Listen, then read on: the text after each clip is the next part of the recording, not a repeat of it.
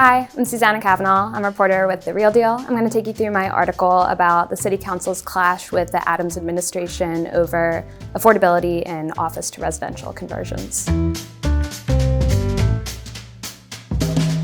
So this story centers around office-to-residential conversions. The issue there is that we have all of this vacant or soon-to-be vacant office space in New York because we know that remote work has been lasting. At the same time, we have an affordability crisis in the city. We need more housing. We're about 10 years behind in housing production, according to REBNY.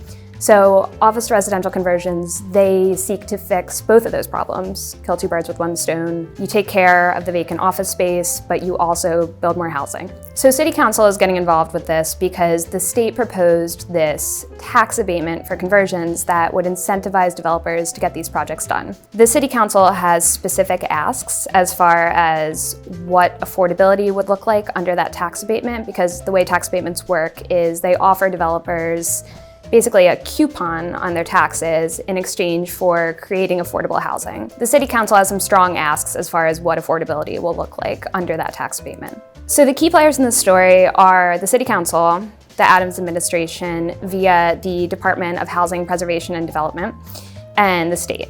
And it's interesting because the Adams administration, the city, okayed this task force on studying adaptive reuse for office buildings sometime last year. It basically came out with a bunch of these recommendations for how to make that process happen easily. And one of them was to create a tax abatement, which it seems like Governor Kathy Hochul picked up on when she wrote the legislation for this measure that's included in the state budget. The issue there is that City Council isn't quite in agreement with the Adams administration over what affordability looks like in the program. So the tax abatement the state proposed is akin to 421A, which was a program that lapsed last summer, and it offered developers a decades-long get out of taxes free card. They basically didn't have to pay their taxes in exchange for creating affordability, so making apartments that were affordable to tenants making certain thresholds of the area median income. This new proposal is similar to that, but a little less robust. So it offers a 19-year tax abatement. The first 15 years of it, developers get a half-off coupon on their taxes, and then for the next 4 years, the abatement goes down incrementally until they don't get one anymore. In exchange for that, developers are being asked to build housing that is affordable to folks making 70% of the area median income. So for context, that would be $65,000 a year for a single person. Surprisingly, developers are on board with this tax abatement, it seems. It's still in early days. We haven't really seen what the final proposal will look like yet. But speaking to a broker who handles the financing on conversions, he said the legislation looks good on two fronts. Basically, conversions cost less than new development, because if you think of it, if you're converting a building that's already there, it's less expensive because you're just reconfiguring it than building a building from scratch. The other reason is that the price of office buildings is likely to fall lower than the ground they're sitting on. So City Council, they're speaking for their constituents, right? They want lower levels of affordability. So what they're saying is 70% AMI, so someone making $65,000 a year, a lot of their constituents make way lower than that. And the program has some sort of carve-outs for that. One of them is that a certain percentage of units would need to be available to those making 40% AMI, but City Council members argued that their constituents still make less than that. And then the other gripe was that a certain number of units can be the cap for affordability is 100% AMI, and that's something like $90K a year for a single person. So they're saying, okay, that's not affordable. So there's sort of an elephant in the room with this story.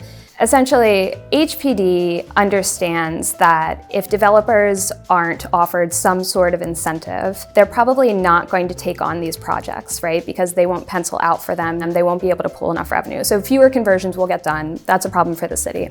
The other issue is that if no abatement is agreed upon, so if the City Council really digs its heels in on this affordability, if the state legislature digs its heels in on the affordability, these projects, some will still get done, but they're almost undoubtedly going to be market rate housing that will likely be luxury housing. So we'll know if the tax abatement passes probably in April. That's when the governor's final budget should come through. Before that, though, it has to go through the legislature, and it's possible that the Assembly or the Senate could have issues with the language there. We know that Hochul's replacement for 421A that she floated last year, that was thrown out because it didn't really stand up to the muster of the legislature. So we'll have to see what pans out there. So for me, the story was important because it sort of tells us what's happening with the steps to get these conversions done. And I've reported on there being so many obstacles in the way as far as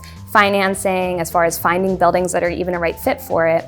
And this is one of the paths that some of those obstacles could sort of be knocked down and we could accelerate more of these projects getting finished. But it was interesting to see this clash between the city and state and the city council and understand that there are more hiccups on the road to getting these conversions going. I think for TRD readers, the most valuable takeaways are that the state and the city are really working to get these projects done, and it's possible that something could be passed that could create this whole new opportunity for development in a city where we've seen multifamily development stymied since 421A lapse and office development really take a hit because of how the market's performing. So I find that exciting.